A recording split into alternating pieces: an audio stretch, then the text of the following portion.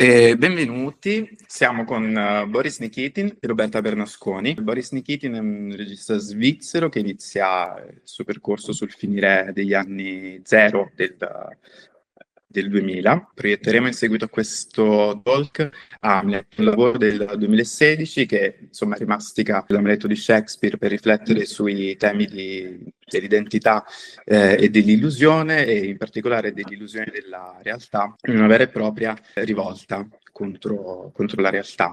La ricerca di Boris Nikitin si fonda sulla rappresentazione, sulla costruzione dell'identità e della realtà, in una vera e propria rottura dei canoni estetici del teatro tradizionale, operando quella che è una frattura nella trama e nel discorso teatrale contemporaneo, certo permettendo sempre in qualche modo l'ingresso del reale in scena. Boris Nikitin si occupa anche di formazione, come è stato l'ultimo caso a UAV questo ottobre, in cui si è occupato del laboratorio integrato di scena contemporanea e di curatela, con il festival It's the Real Thing, Basel Documentary Platform, in cui appunto indaga le forme di fare del reale, quindi le forme della rappresentazione e della produzione del reale. D'altro fronte Roberta Bernasconi, oltre che assistente nell'ambito del laboratorio integrato tenuto da Nikitin a UAV lo scorso ottobre, è dottoranda a UAV e PhD student in visita all'Università del Quebec a Montréal e della City University di New York, nonché cofondatrice dell'unità di ricerca Perla, professoressa Annalisa Sacchi. La sua ricerca incentrata su performance e pedagogia, diciamo, si sintetizza bene nell'ultimo lavoro co-curato per Luca Sossella editore insieme ad Alessandro Tollari e Giulia Crisci, dal titolo appunto Performance più pedagogia. E a questo punto io mi oscurerei per lasciare a voi la parola. Quindi Roberta, quando vuoi. Grazie. Grazie. Thank you. Thank you, Boris, for being here, and thank you, Vincenzo, for the invitation and for bringing us, so Boris and me, together again in this context. So we met last October, and so Boris, among your several works you directed, your Hamlet has been touring across international theater venues from 2016 to 2023. Over the years, your work has consistently questioned how reality is used, staged, and negotiated in contemporary theater. And you are also the author and performer of Stay on Dying, premiered in 2019 and still touring. And I had the possibility to see you perform it here in Venice a few weeks ago. And it's a work in which the intimate experience of your father's illness and death that becomes a broader reflection on vulnerability, exposure, and what it means also to come out in the sense of being exposed not only on stage but in our lives in a certain way. So alongside also your artistic work, as Vincenzo said, you're the artistic director of It's the Real Thing. It's a biennial festival based in Basel, dedicated to documentary and propaganda art, a platform that brings together work negotiating with the boundaries between reality and fiction and their representation. And most recently, you led a workshop on contemporary theater at UAB University, questioning students how to disarm, how to negotiate and recompose differently reality through dramaturgy and performativity. So before introducing also the trajectories of Hamlet, which we will see after this talk, I also would like to begin from an earlier point in your trajectory. Which are your formative years in Gießen, took place from 2002, 2008, early 2000s. So the Institute for Applied Theatre Study, that has been known since 1980s as a space for post-dramatic theater, for developing interdisciplinary thinking and laboratory-based approach, taking over also on traditional models of acting and representation. So this educational place for you was both a site of rupture and a site of repositioning. So was it also the context in which you first began to articulate and develop your critical stance toward documentary theater and forward what we could describe this exploitation of reality in contemporary theater?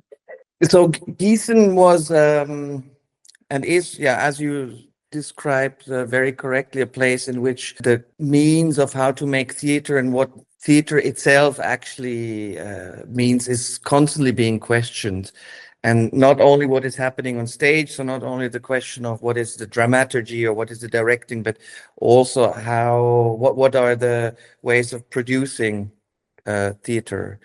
And as you said, that it's clearly a place, one could say, where theater that has been developed was more post-dramatic. So meaning that it was not based on creating dramatic already existing plays from the canon with a classically divided way of labor, so directors, actors, stage designers, but that it was more about everyone can do everything.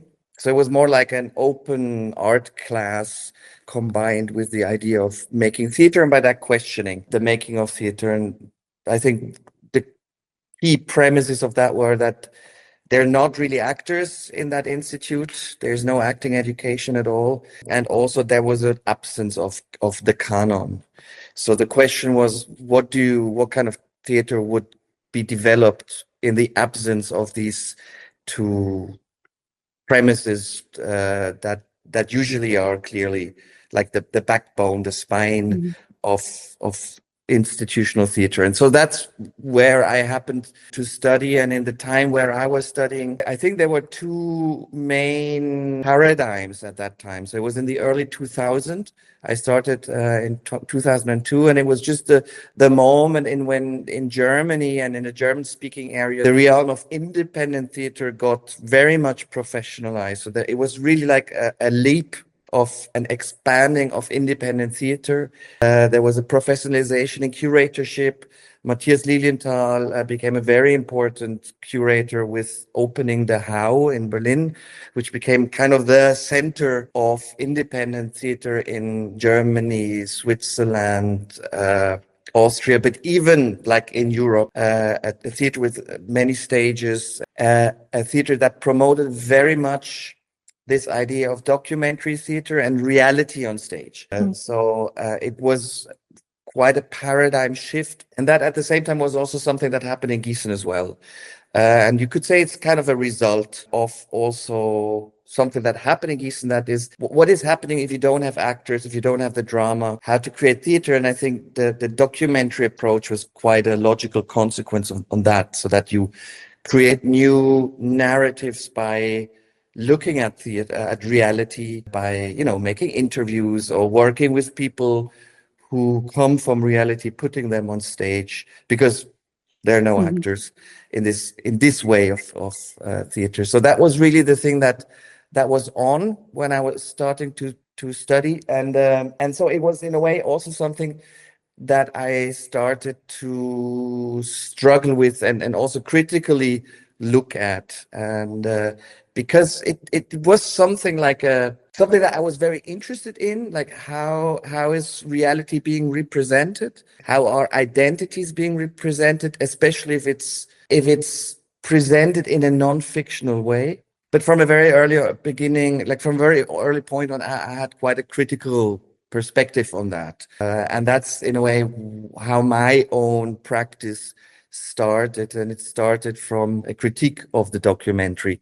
As a matter of fact, the other big paradigm in Gießen was to work in collectives, and I had been working for 4 years in different collective constellations until I realized that this is just not for me the right structure to work, simply because it was a structure that made me much more trying to hide, because in a collective you can always hide, and that's what I realized, that's what I'm always doing. And I realized, okay, if I want to have an adult life as an artist, hiding is a very bad strategy.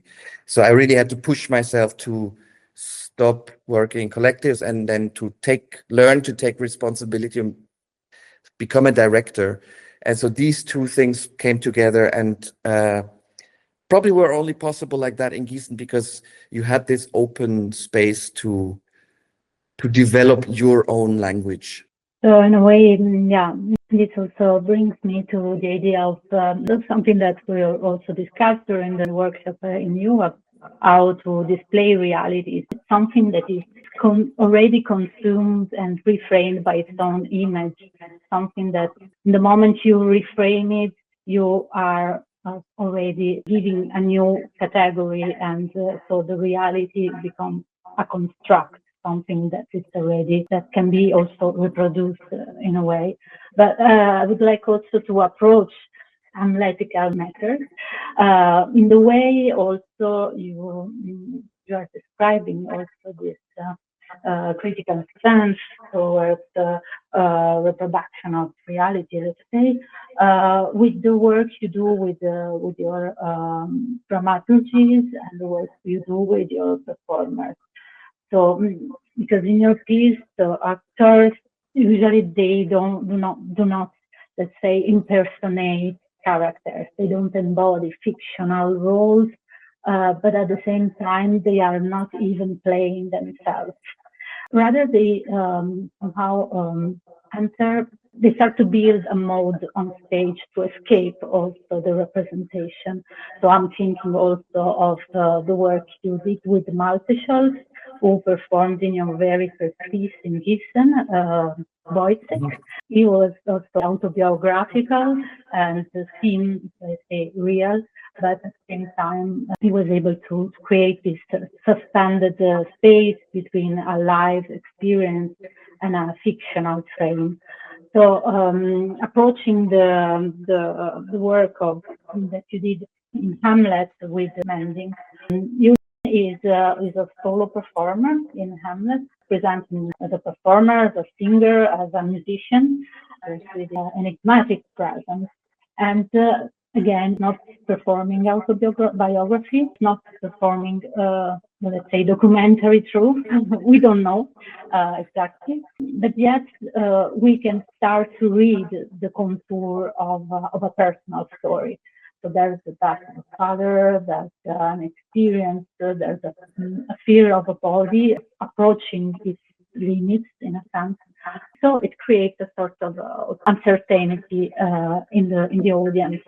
And in this space of uncertainty between an identity as a live presence, an identity as performance, something that is performed. So in this balance between authenticity and performance, so who is you and who is Hamlet? I mean, somehow Hamlet is really the condensate, like the kind of essence of all my previous work that was dealing with documentary, and I think we managed to sort of really bring it to a point together with Juliet Mading. What my struggle with the documentary always was that very often I had the feeling that it reduces the people who are portrayed or who are portraying themselves to what is left in the document. So it's I very often had the feeling that people not really have the possibility to change or to develop, because within the documentary format, it's about what these people represent at a certain moment and how this is put into a certain dramaturgy. In documentary film, it's even more radical because, it's a documentation of the moment, and then it's put into a certain montage, and then that's it. And in that sense, there's something very potentially brutal in that format, as much as it can have a, like an emancipatory potential as well, or like an informative potential.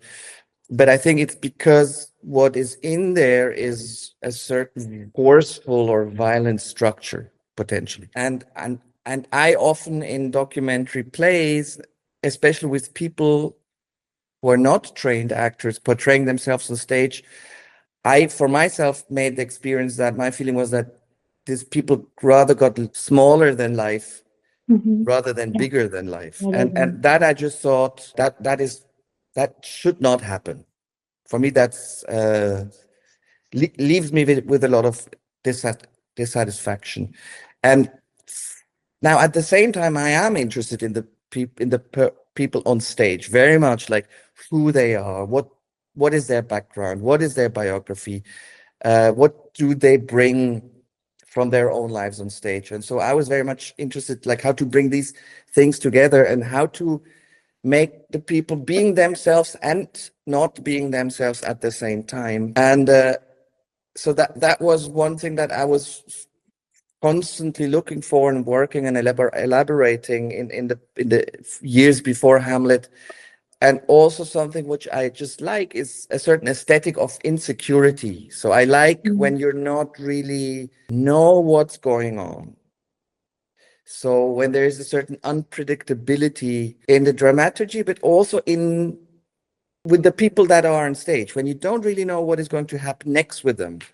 Because for me, that means that they are, that they have a potentiality, that they can change, but you don't know how. And for me, basically, that's one thing. It's a matter of curiosity. I just like people who, are surprising. And I like people whose identity are not simple, because I think all our identities are not so simple. But the other thing is also, it's a matter of suspense. So if you don't know what happens next, what the result of it is suspense. And so in Hamlet, this all boils together first with a performer who is very, kind of unpredictable herself as a character. And then at the same time, combined with the title Hamlet, where, this is about a person where it's not really clear what is the mental status actually of that character. And so to bring these things together in that play, which is in a way, it's a documentary play, but it's also a not documentary play. It's both at the same time. And I think that brings some kind of a sliding effect for the audience, or like for me also as director, where I'm just thinking like, what is going on? Like what is this person on stage trying to do with me, or what is happening? How should I read it? What am I invited to?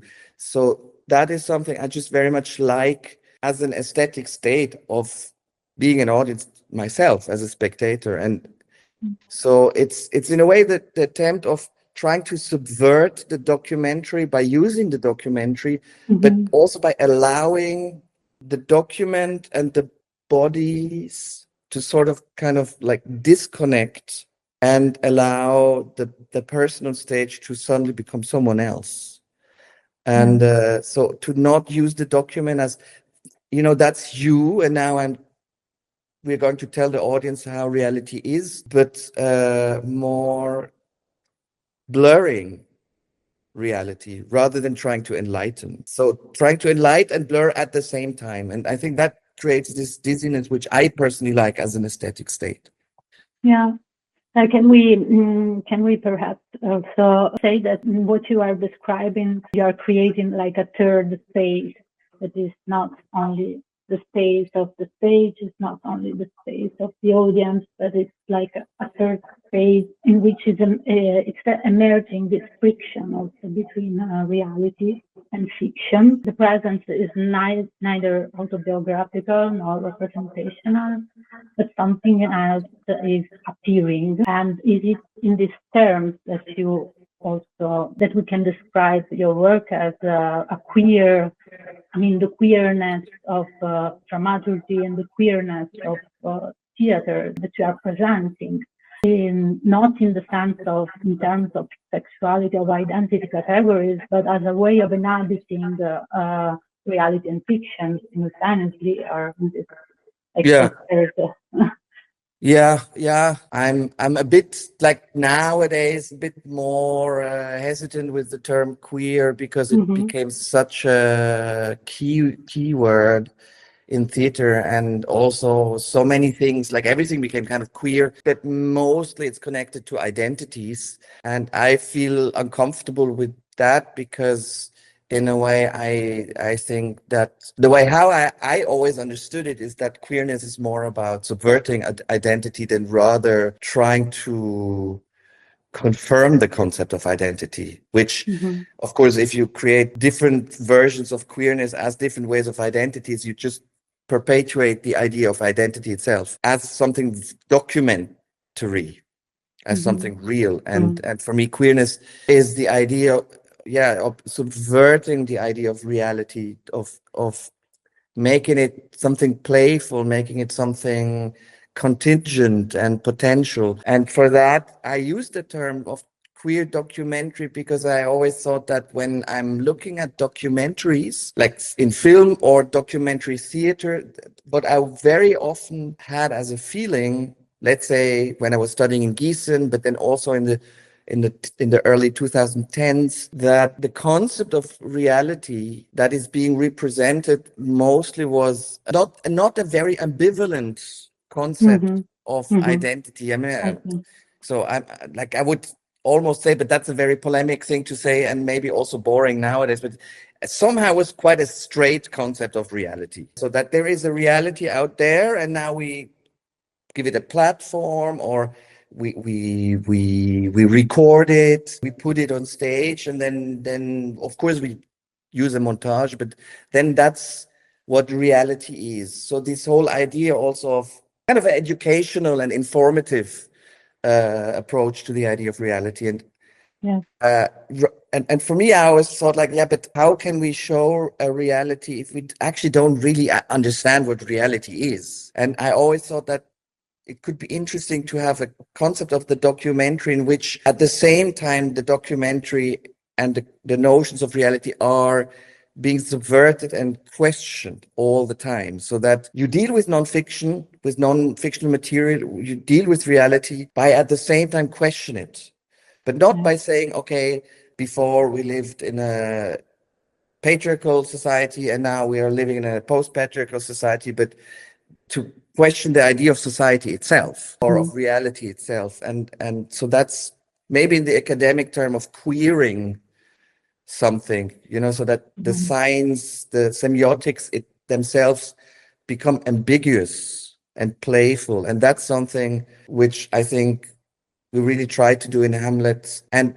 it's, I think, an experience of identity that you cannot grasp. And it's an aesthetical experience. And it's, I think also truly it's an experience that probably is only possible on stage. I don't think you can really translate it to the outside, because outside the stage, it needs to become political immediately. And to some extent, it becomes less interesting. It becomes more realistic. But as a theater maker, I'm really interested in this moment of where theater really has a narcotic, drug-like effect, where, because for me, it's a ritual, it's a poetic ritual. And so, for example, the character of Juliet / Hamlet, this potential character, this strange character, this poetic character is only possible like that on stage. And for me, this is my desire as a director. So, it's as in painting, like, people, Frida Kahlo, the way how she portrays herself in her paintings is only possible in her paintings. And that's why it's interesting to look at her paintings, and maybe not that interesting to, to look in her biography that much, because she created this concept of a artistic reality through her paintings. And that's the moment of where the art becomes interesting. And even something like Essay on Dying, I think the level of poetics and the emotionality that, for example, that place has, both plays have, is just, it's an experience of stage. It's theater. Yeah. and the way also to represent again and again, I mean, the tournée, the way also mending, but also when you are performing, essay on dying, you are repeating this performance all the time, a new thing somehow, because it creates a new paradigm with the audience that is assisting in that moment. So this is because also maybe queerness is, so in that sense, is not a theme, it's not a topic, but it's sort of a method, maybe. It's the experience. It's the experience. It's a queer experience in the sense of that reality becomes something experiential, like it's like opening up the different aspects that usually create this entity reality, opening them up and making them like accessible to experience as something that is also strange and different and not so clear. It's really, like using drugs. Like theater can be like that because it has this ritualistic power, I would say. And it's also because you spend the time in it. So for me in Hamlet, the crucial category is the fact that you spent 90 minutes with that character on stage and you start a relationship, but that relationship is constantly changing. Whereas usually in the documentary genre, that doesn't change so much because the people cannot change anymore, because they are already finished. And I think in theater, that's the exciting thing, is like that's your relationship with what is happening is constantly negotiated and reformed. And that's also what directing is about. You can shape the rhythm and the dramaturgy of an experience, of a human experience, and of humanness itself. So, as you know, in Hamlet and in Essay on Dying, a crucial element, and that goes with time as well, is the element of vulnerability, which for me is a very important term and has to do with this kind of, you could also say it's a key factor of theatricality. Yes. Yeah, and there's a moment in which this vulnerability becomes mutual with the audience. No, it's really creating, solving the distance between stage and the public. And there's also a striking moment in Hamlet, maybe when this is really happening, when Manning is asking for solidarity. So there's this need, there's also this invitation, Manning to live according to our inclinations, to live also in a showing this vulnerability, showing this potential. Yeah, and again, I also think there, to be able to experience that vulnerability, you need to have focus. You need the time, you need the space. In that sense, for me, Hamlet is very much obviously about theater itself, because so you have this stage. I mean, we have built this platform on which meeting is Hamlet is always exposing himself to the audience, being filmed at the same time. So it's very much a replica. It's like a doubling of the idea of theater itself as the place of visuality. I think this moment of becoming visual, making yourself being seen and looked at, is the moment of, visibility, and visibility is vulnerability. So that's how theater, you can really think it as paradigmatic place actually of vulnerability, because people expose themselves in front of others, make themselves look at in front of others, but they do it deliberately. So there's a deliberate vulnerability. And it's like when I was reflecting on the experience of making Hamlet, I discovered that what later then for Essay on Dying became this idea of that vulnerability is an ability, because it's even in the word. It's the vulnerability, and it's not that something that you are just exposed to, which is usually, I think, a bit the feeling that we talk about vulnerability, especially in the last years, with the pandemic, the vulnerable people. It's always people that are exposed to something. But with Hamlet, I think what I try to and what we try to is like to just turn it around and say, but there is also the possibility of making yourself vulnerable and understanding it as like an objective ability of your body, which is just part of your existence, part of you having been born and certainly going to die. And that's just a fact. Yeah. So it's nothing negative in that sense, because it's what we are. And so it's a capacity that the body has, that we have, is like to be exposed. Yeah. And to get in touch with others and being touched, and that there is a risk in this encounter all the time. But the encounter is more interesting if we come out of our shelters and do not hide. And so if we come out and make ourselves public, I think the theater as a place for that is certainly just little jump. It's certainly a different place than, let's say social media, where you could say people are all the time making themselves vulnerable in front of others, coming out all the time.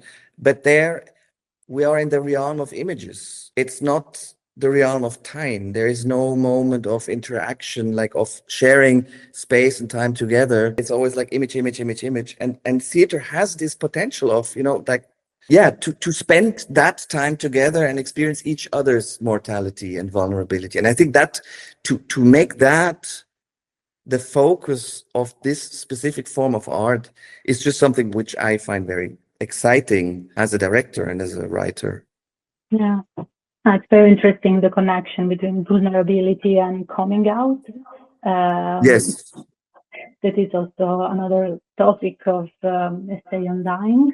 And in Hamlet, we can already see the germinal seeds of essay on dying in many levels. So not only because then reality overcome also there is the tragedy of your father's illness and death, but also in terms of negotiation with the reality as a construct.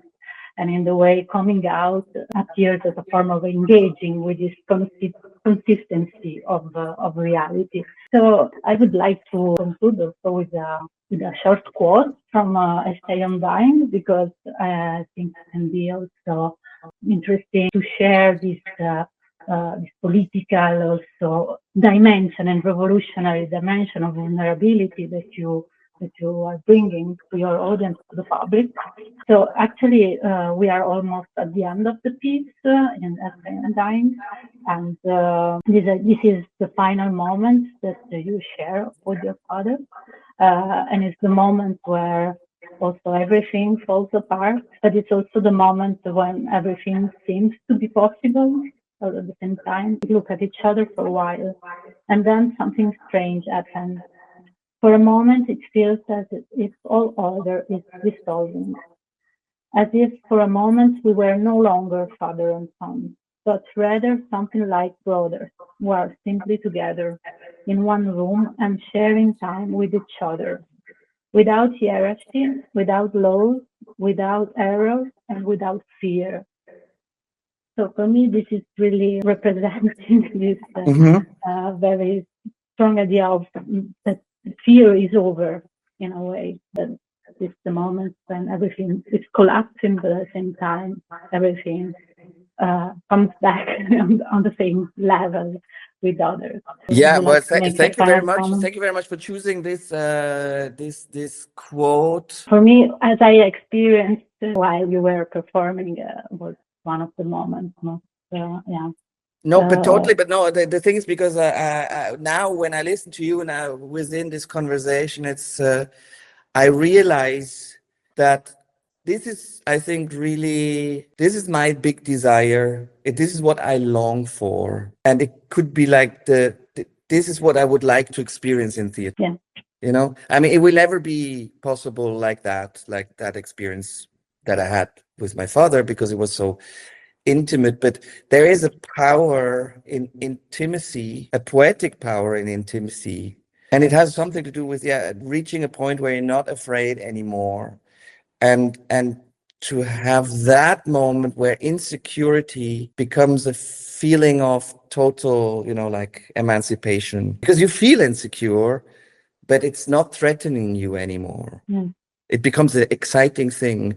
And I think as a moment of coexistence and just accepting coexistence, and yeah, I think I will remember that now, that this is, this is the essence of what I'm looking for in theater. It's really in a way, it's like to break down all the rules and to get to that emotion of feeling free. But for that, you need obstacles, and I think theater is always, it's also an obstacle. You have to go through things. Not everything is easy, but then at some point you have to reach that moment of shared intimacy with the audience, within the audience. And then I think theater can be such a powerful experience and a real experience that, is really worth working for. Yeah, and this is something we can bring with us and keep it. Yeah. So thank you very much for sharing up to this Thank time. you as well. That was very nice. Well, thank you both very much. It's been a very enriching conversation for me, and I think for everyone who's listening right now. I'm really happy with this talk, with this conversation. Thank you, Roberta. Thank you, Boris. Thank you. Roberto e Boris, vi ringrazio tanto per questo talk, grazie. Insomma, il programma prosegue con la visione di Hamlet in continuazione di questo talk. Grazie.